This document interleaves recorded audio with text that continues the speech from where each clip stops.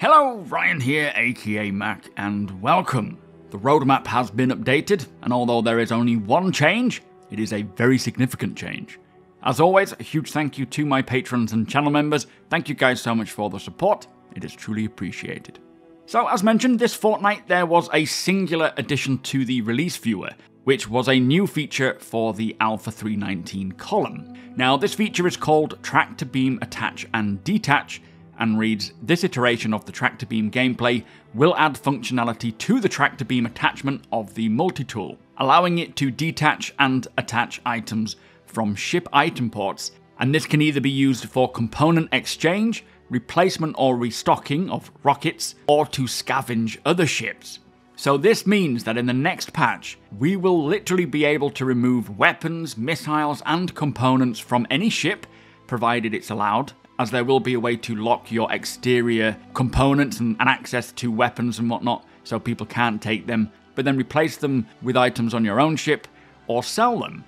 Now this is a massive change that impacts many areas of the game, and allows for a lot more of the gameplay to expand. For example, for salvaging, you could stumble upon a ship, and now not only will you be able to scrape the hull, you will be able to remove all the weapons and components of value and sell them alongside that.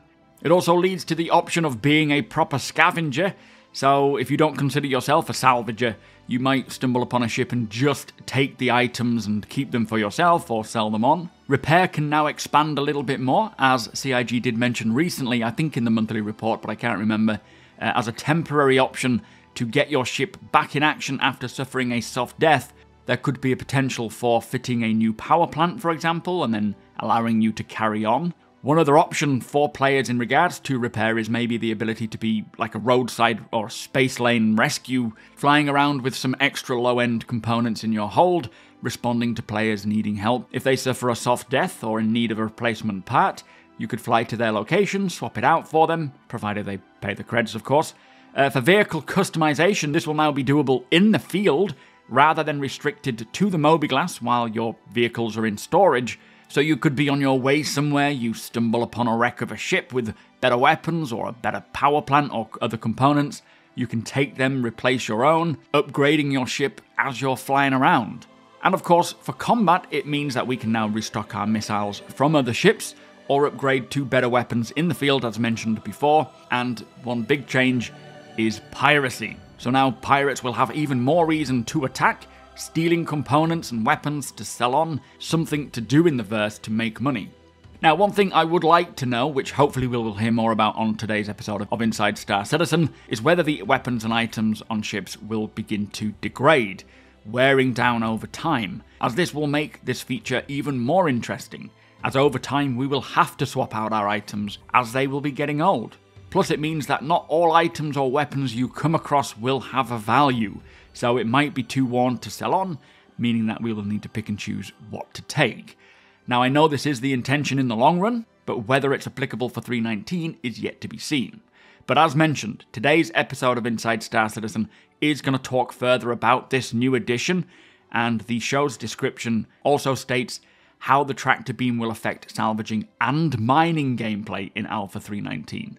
So there will be more to say and hopefully show in regards to mining as well, and my guess is either changing the mining lasers or removing saddlebags, or potentially both. Either way, this feature is heavily upgrading the persistent universe, and 319 is set to be a pretty major patch.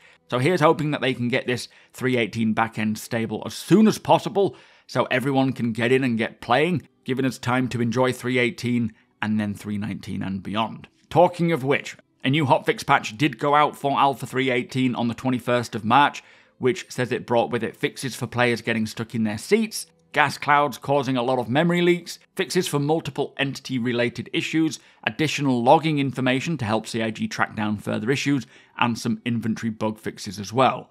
Now, if you are still suffering from not being able to get into the game, they are still working on the 318.1 patch, which will hopefully address this issue. Trying to get this out as soon as possible, so here's hoping that helps you to get in. But that was the roadmap update. Again, only one change, but it is going to be a beast of a change when 319 comes along. But with that said, I hope you all have a great day, and if you do appreciate my videos, please do consider subscribing and helping the channel to grow.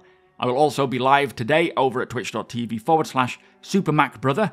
We'll certainly be talking more about this new 319 feature while trying to play some 318, see how that goes. Hit the thumbs up if you don't mind, it does the channel a big favour. Tick that notification bell if you would like to be notified when my videos go live. Again, big thank you to my patrons and channel members. Thank you for watching, and I'll see you in the next one.